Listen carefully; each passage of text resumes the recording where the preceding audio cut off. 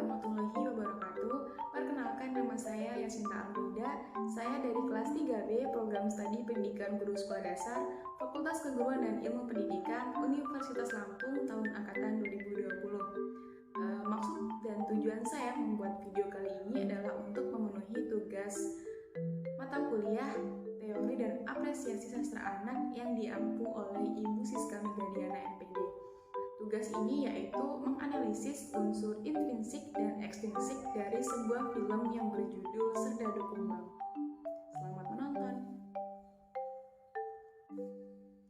Assalamualaikum warahmatullahi wabarakatuh. Selamat pagi semuanya. Gimana nih kabar hari ini? Sehat semua kan? Atau jangan-jangan ada yang sakit? Enggak ya, sehat semua, alhamdulillah. Nah, pagi ini kita ada pelajaran apa sih? Bahasa Indonesia. Nah, pagi hari ini kita akan mempelajari tentang unsur intrinsik dan ekstrinsik dari sebuah karya sastra. Apa sih itu unsur intrinsik dan ekstrinsik dari sebuah karya sastra? Nah, jadi unsur intrinsik dan ekstrinsik dalam sastra itu merupakan hal yang sangat penting dalam penulisan sebuah karya sastra. Nah, kata sastra sendiri berasal dari bahasa Sanskerta, yaitu sas yang berarti teks yang di dalamnya terdapat instruksi, sedangkan kata tra mengandung arti sarana atau alat. Nah, jadi dari gabungan kedua kata tersebut, sastra secara umum diartikan sebagai sebuah bentuk karya yang sangat indah berbentuk tulisan ataupun lisan. Nah, sebuah karya sastra ini umumnya mengandung dua unsur, yaitu unsur yang bersifat intrinsik dan unsur yang bersifat ekstrinsik. Nah, kedua unsur ini merupakan unsur dasar yang menjadi fondasi pembuatan sebuah karya sastra yang baik dan benar serta mudah dipahami oleh para pembacanya. Nah, tanpa kedua unsur ini yang jelas dan ditulis dengan baik, maka pembaca tuh akan kesulitan gitu untuk memahami sebuah karya. Jadi kedua unsur ini sangat penting dalam penulisan sebuah karya. Nah, jadi apa sih unsur intrinsik itu? Dimulai dari unsur intrinsik sendiri adalah unsur-unsur yang membentuk dan mempengaruhi struktur karya sastra yang berasal dari dalam karya sastra. Contohnya seperti alur cerita, tema, latar, penokohan, sudut pandang, majas atau gaya bahasa. Nah, sedangkan unsur ekstrinsik itu merupakan unsur-unsur yang mempengaruhi sebuah karya sastra tetapi tidak berasal dari dalam karya sastra itu sendiri.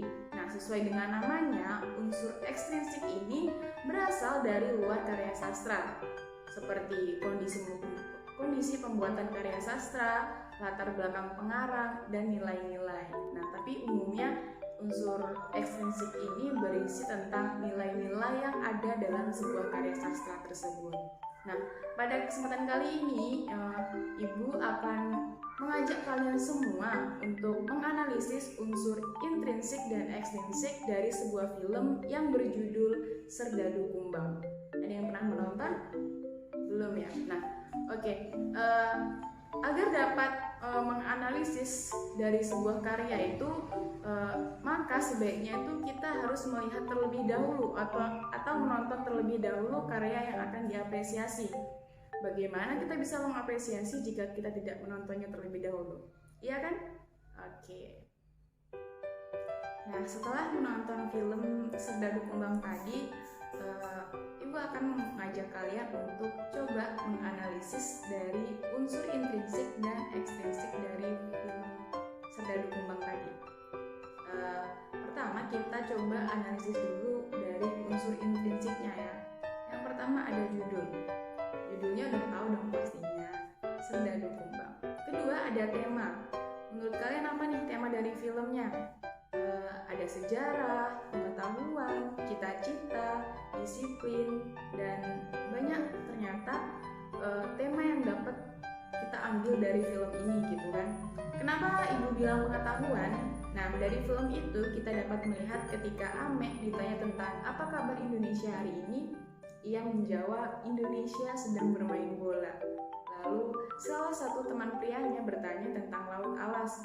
ternyata itu bukanlah laut, melainkan selat alas karena diapit oleh dua daratan atau gunung. Nah, salah satu teman wanitanya juga bertanya, dari Rinjani atau Tambora, mana yang lebih tinggi? Ternyata dulunya lebih tinggi Tambora, tapi sekarang Rinjani. Karena dahulunya Gunung Tambora pernah meletus sehingga menghilangkan separuh bagiannya. Bahkan Gunung Tambora ini sampai mengubur kurang lebih 3 kerajaan. Oke, yang ketiga ada penongkohan. Kita ambil saja contoh siapa tokoh utama dalam film. Ada yang tahu? Ya, tokoh utama dalam film Serdadu Kumbang adalah Ame. Kok Ame sih Bu? Gitu kan? Mengapa Ibu bilang Ame adalah tokoh utama? Karena Ame lah yang muncul pertama kali di dalam film dan menjadi pusat dalam film ini. Menyalahkan dirinya supaya semua temannya dapat mengikuti ulangan, menukarkan anak kambingnya dengan sebuah handphone untuk menghubungi ayahnya yang berada di Malaysia, mendapat operasi gratis untuk mengoperasi bibir sumbingnya, serta setiap sore ia selalu berlatih menjadi penyiar berita yang profesional. Yang keempat ada alur cerita. Menurut Ibu, film ini menggunakan alur cerita maju. Adakah yang berpendapat lain? Nggak ada? Oke, fix ya. Jadi dalam film Serdadu Kumbang ini menggunakan alur maju. Yang kelima ada setting atau latar. Dalam film ini banyak sekali ya latarnya, dimulai dari latar tempat. Ada di rumah Ame ketika Ame menonton TV, sekolah, tempat Ame dan kawan-kawannya menuntut pendidikan, bawah pohon cita-cita, tempat Ame dan kawan-kawannya bermain, pantai, tempat Ame dan kawan-kawannya memancing, serta masjid, tempat Ame dan kawan-kawannya sholat dan berkumpul. Lalu selain latar tempat ada latar waktu. Latar waktu itu ada pagi hari ketika Ame masih tidur, siang hari ketika Ame mengikuti tanding bola, tanding kuda, dan ada sore hari ketika menunggu di rumah Bu Imbo, malam hari ketika Pak Pin, Ame dan kawan-kawannya Bu Imbo berada di pohon cita-cita. Oke, jadi unsur intrinsik dari film Serdadu Kumbang tadi udah selesai ya. Ada judulnya, temanya, penokohan, alur cerita, setting, dan latar. Oke, jadi unsur intrinsik sudah selesai. Selanjutnya ada unsur ekstrinsik. Nah, dalam film ini terdapat 3 aspek sosial. 3 aspek, yaitu aspek sosial, moral, dan ekonomi. Dimulai dari aspek ekonomi dulu, dibuktikan ketika Ame menukarkan seekor anak kambingnya dengan handphone. Lalu aspek sosial dibuktikan dengan Bu Imbo membantu orang-orang tua untuk membaca, serta aspek moral dibuktikan ketika Ame rela berkorban untuk teman-temannya agar dapat mengikuti ulangan. Lalu ada banyak hal yang patut kita teladani dari film Serdadu Kumbang ini, mulai dari rela berkorban untuk teman, memikirkan cita-cita mulai dari sekarang, berpikir tentang masa depan, tidak rendah diri, jangan pernah menyerah dan belajar dengan giat. Oke, jadi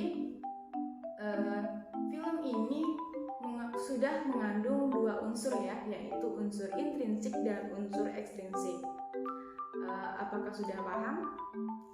Oke, Ibu rasa cukup sekian pembelajaran kita kali ini. Cukup menyenangkan ya, kita menonton film bareng, belajar bareng, menentukan unsur dari film Serdadu Kumbang tadi, yaitu unsur intrinsik dan ekstrinsiknya. Oke, baiklah, Ibu akhiri. Wassalamualaikum warahmatullahi wabarakatuh.